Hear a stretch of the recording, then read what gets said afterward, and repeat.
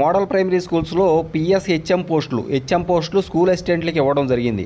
అంటే model primary schools అనేవి కొత్తగా తీసుకురావడం జరిగింది. ప్రైమరీ స్కూల్స్ మనకు ఉన్నాయి, అలాగే యూపీ స్కూల్స్ ఉన్నాయి. కానీ కొత్తగా మోడల్ ప్రైమరీ స్కూల్స్ 60 మంది విద్యార్థులు ఉంటే ప్రైమరీ స్కూల్ దాన్ని మోడల్ ప్రైమరీ స్కూల్గా చేశారు. అక్కడ 4 ఎడ్జిటీలని ఒక స్కూల్ అసిస్టెంట్ని ఇచ్చి స్కూల్ అసిస్టెంట్ని హెచ్ఎంగా చేయడం జరిగింది మోడల్ ప్రైమరీ స్కూల్లో.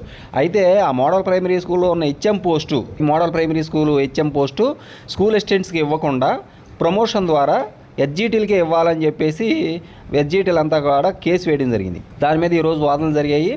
ఆ వాదనల ఫలితంగా మరి దానికి కౌంటర్ దాఖలు చేయాలని చెప్పేసి ప్రభుత్వానికి 6 వారాలు గడువు ఇవ్వడం జరిగిందన్నమాట ఆ కేసుకు సంబంధించి. మరి 6 వారాల తర్వాత, అంటే ఇంచుమించు 1 నెల తర్వాత దీని మీద మళ్ళీ ఇది విచారణకు వస్తుంది.